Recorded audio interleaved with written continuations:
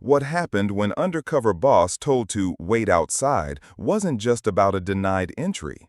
It was about a system built on appearances, and what followed shattered a company from the inside out.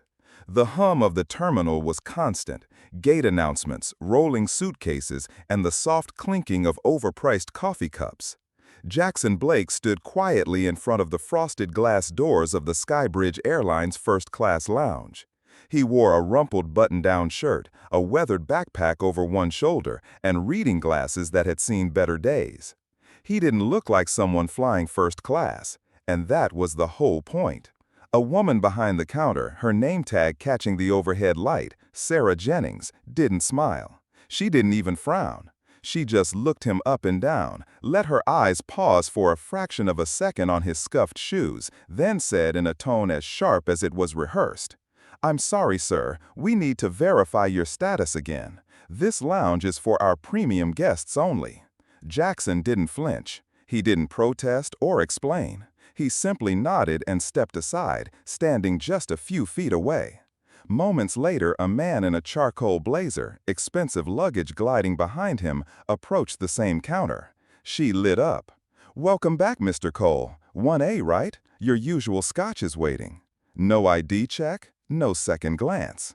Jackson didn't say a word. He just slowly reached into the inner pocket of his jacket and pulled out a small black notebook, leather-bound, scuffed at the edges. The pages inside were filled with tight, neat handwriting, dates, flight numbers, incidents.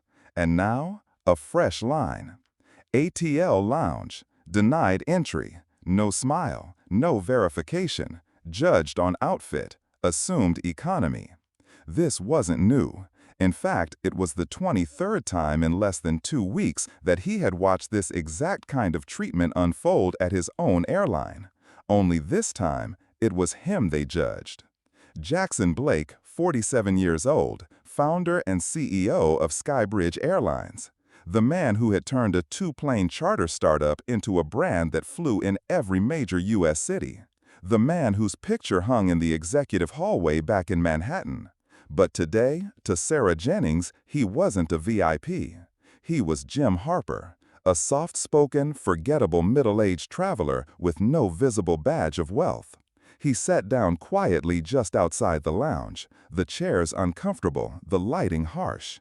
He opened his notebook again. His jaw never clenched, his hands didn't tremble, but inside, something hardened. A conviction.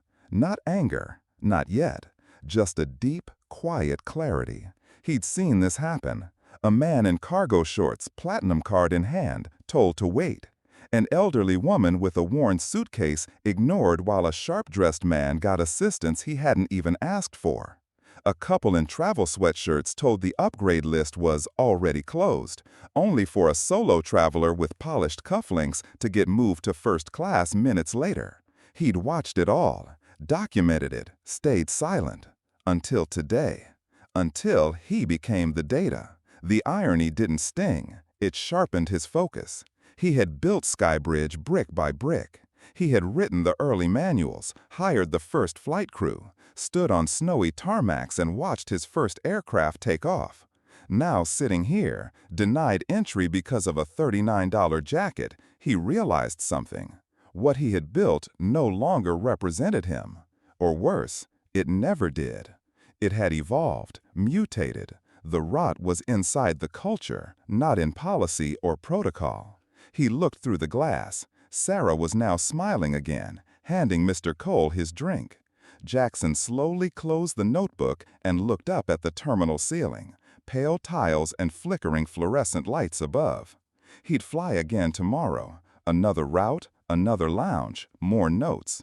But today confirmed it. It wasn't one person. It wasn't one lounge. It was everywhere. And this time, he wasn't walking away quietly. The rain rolled in over Manhattan like a slow-moving warning. From the 40th floor of Skybridge Airlines headquarters, Jackson Blake watched clouds thicken beyond the glass. The skyline was a blur of gray steel and nervous energy, but inside his office it was silent, except for the low hum of tension. A dozen customer satisfaction reports were sprawled across his desk like evidence in a crime scene. Numbers dipped. Loyalty scores bled red. But that wasn't what bothered him. It was the tone. Not complaints about delays or lost luggage, not the usual airline grievances. It was something harder to name. Dismissive staff, felt overlooked, wasn't treated like I mattered. Those words repeated over and over. And it wasn't data you could solve with a new app or friendlier signage. It was personal. It was human. It was cultural. The office door swung open without a knock. Only one person in the entire company had permission to do that. Elaine Barrett, COO, 63, silver hair and a no-nonsense cut. Eyes like they had seen every excuse an executive ever made. She walked in holding 2 mugs of coffee. "I take it you've seen the numbers," she said, setting one mug down without asking. "At this point," Jackson said, "I've memorized them." Elaine dropped into the seat across from him. "It's not delays, it's not pricing, it's how they're being treated, or not treated." Jackson tapped the side of one report. "You know what this says to me? They don't feel seen, they feel sorted." Elaine raised an eyebrow. Sorted? Into categories. Worth helping, not worth helping. Worth smiling at, worth dismissing. It's not random, it's got a rhythm. Elaine studied him for a moment, then leaned forward. "You're thinking about going undercover again, aren't you?" He didn't answer. He didn't have to. The decision was already pulsing behind his eyes. "Remember 2010, he said, when Charlotte's gate team was skipping safety checks?" Elaine winced. "Don't remind me. My back still hurts from that stunt. You went full gate agent mode for 3 weeks, pulled a muscle lifting strollers." "But we found the problem," he replied. "We stopped a disaster before it started. Because I didn't read about it in a report. I felt it." She leaned back slowly. "You're not exactly anonymous anymore, Jackson. You were on the cover of Airline Executive Quarterly last year." He turned toward the glass wall behind him, the one lined with plaques, magazine covers, award photos. "I'm just a name in a training video to most of our frontline staff," he said. "Nobody remembers a face from a company intro reel, especially not if that face isn't wearing a Rolex." Elaine stared at him. "You're serious?" He nodded. 2 weeks. I'll fly mainline routes. No upgrades, no fast track. I'll book under my middle name, use my own card, no Skybridge email. I want to see who we really are when we think no one important is watching. And how do you explain the CEO disappearing for 2 weeks while the numbers drop?" Jackson slid a folder across the table. "The leadership retreat in Aspen, the one you've been trying to make me go to." Elaine groaned. "You hate that thing." "Exactly. No one will question why I come back without a tan." She looked at him a long time. Then she stood, brushed invisible lint off her jacket. "Daily check-ins," she said, "no exceptions. And if someone starts recognizing you, you pull the plug." "Agreed." She paused at the door. "This is a terrible idea." "It's the right one," Jackson said. She sighed. "Fine. But if you end up scrubbing floors in Phoenix again, I'm not buying you a new spine." He gave the faintest smile as she left. Then he turned back to the window. The rain tapped lightly against the glass. A warning, maybe. But in his chest, he felt something else. Resolve. He was about to walk into his own empire, pretending he didn't belong. And he would finally see what happened to the company he had built from nothing when the boss was just another passenger. The first transformation wasn't the flights or cities, it was him. Jackson Blake disappeared into a man no one would bother to remember. He trimmed his beard into something patchy and forgettable, bought off-the-rack shirts from chain stores, travel slacks with loose stitching, and glasses that fogged up every time he walked through airport security. No premium briefcase, no assistant trailing behind him.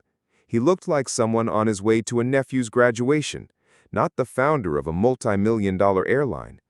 He became Jim Harper, a retired school administrator with a modest pension, flying around to visit old friends. He paid with his personal card, booked economy, declined early boarding, and refused any hint of executive perks.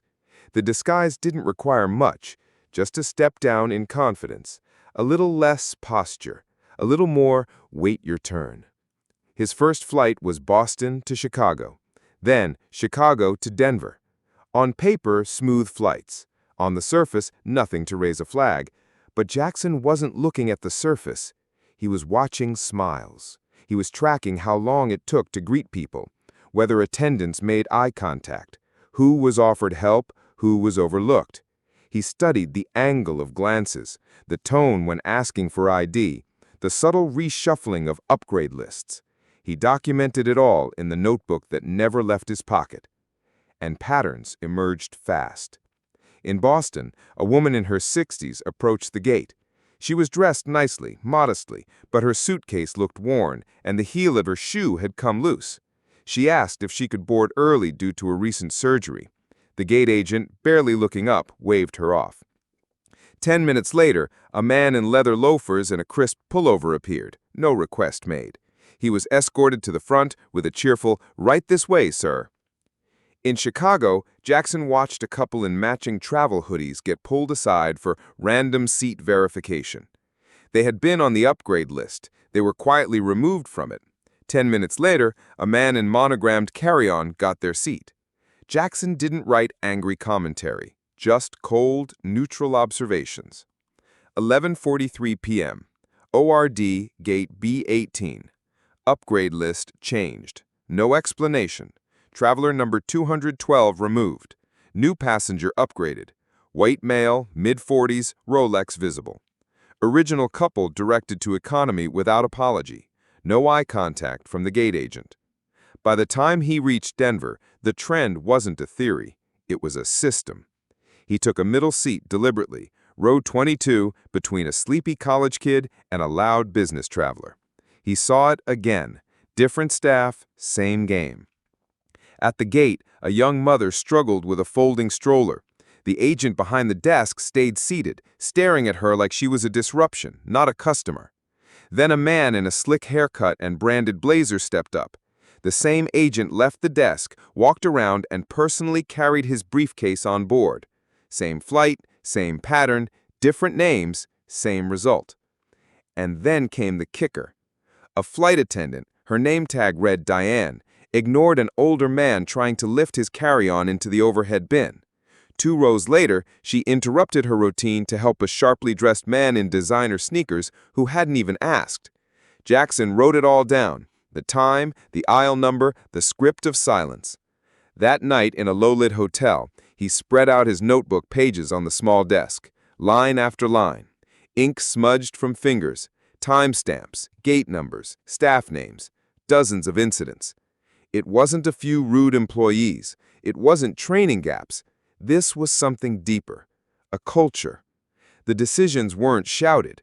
They weren't even verbalized, but every time someone was ignored for looking out of place, someone else got ushered forward for looking like money.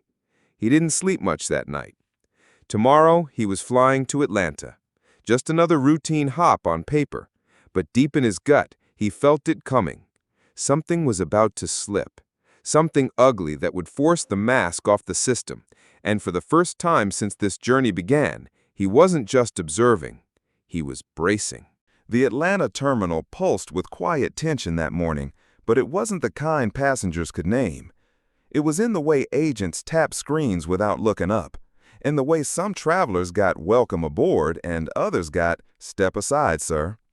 Jackson felt it in his bones before he even stepped near gate C14. He didn't try the lounge this time. After what happened in Atlanta the day before, being told to wait outside his own first-class lounge because he didn't look expensive enough, Jackson knew exactly where he needed to be, near the gate, where real passengers sat. He cradled a black coffee in one hand, notebook in the other. The gate agent was a young guy with too much hair gel and not enough patience. A Diamond member, older man, windbreaker, orthopedic shoes, walked up and showed his app. The agent didn't smile, barely glanced.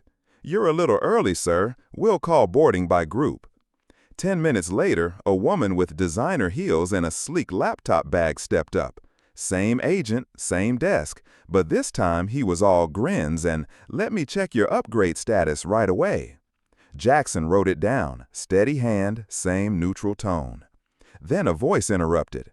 "They did the same thing to me last month." He turned. A man, late 50s, had settled in the seat beside him.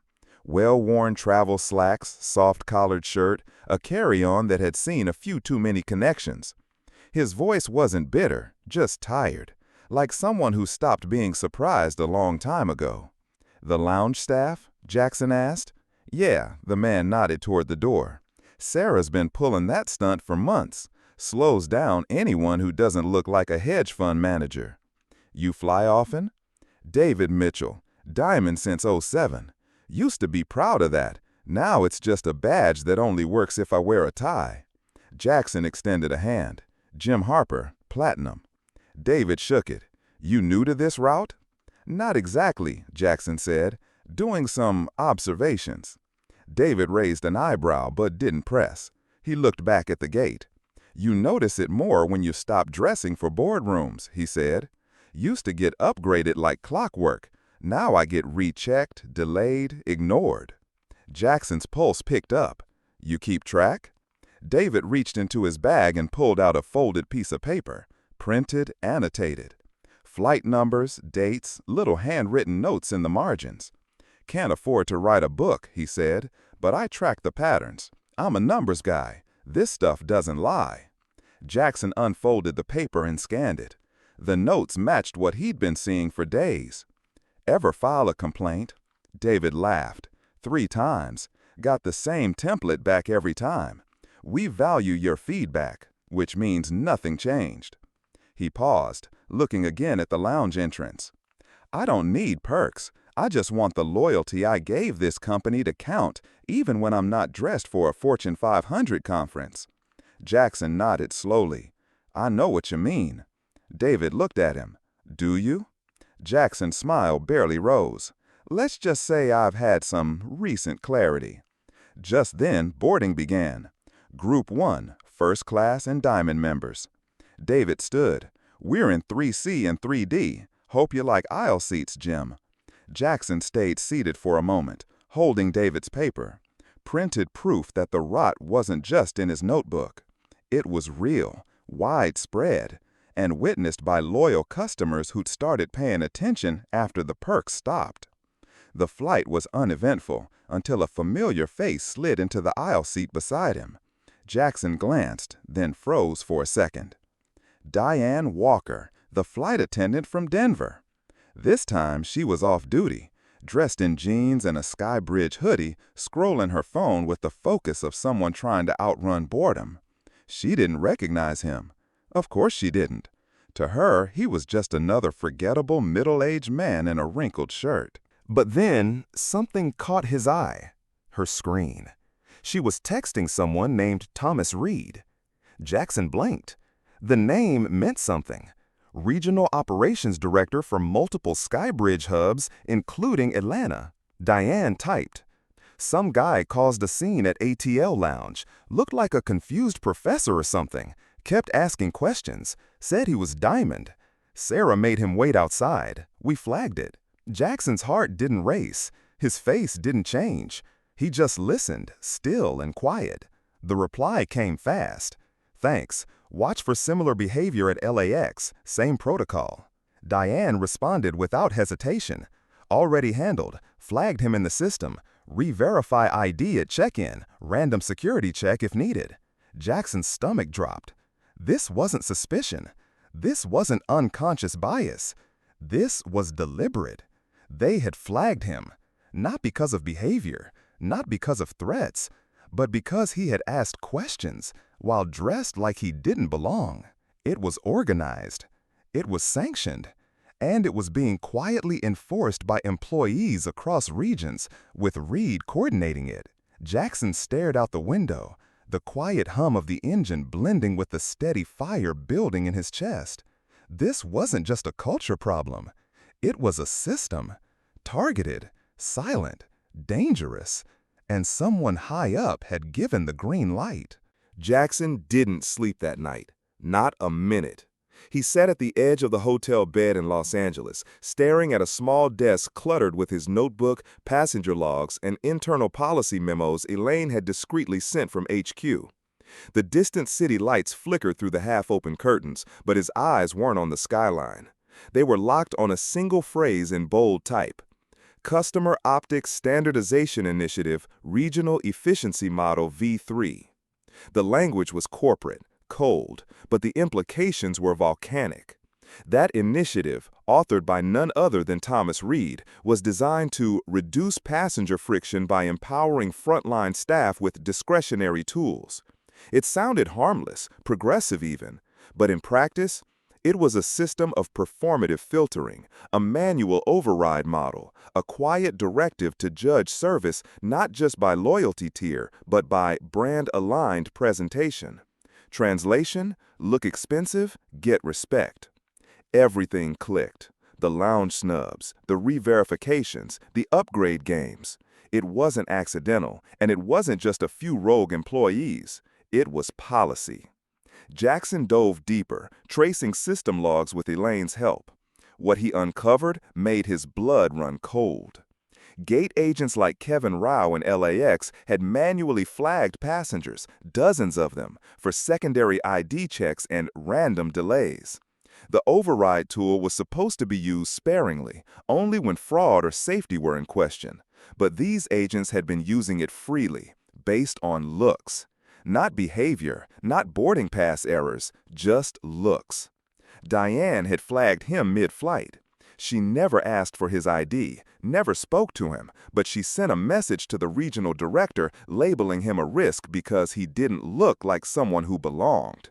Sarah Jennings, back at the ATL lounge, had logged more override triggers in the last month than any other employee in her role nationwide. But the most damning piece? A string of internal notes from Reed's team referring to passengers as low-yield visual conflicts. Jackson stared at those words, his fists clenched so tight his nails left crescent moons in his palms. This wasn't just a customer service failure.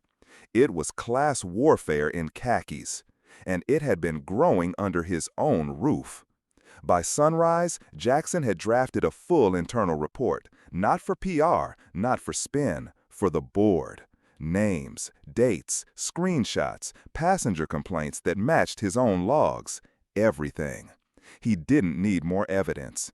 He needed impact. And by God, they were going to feel it.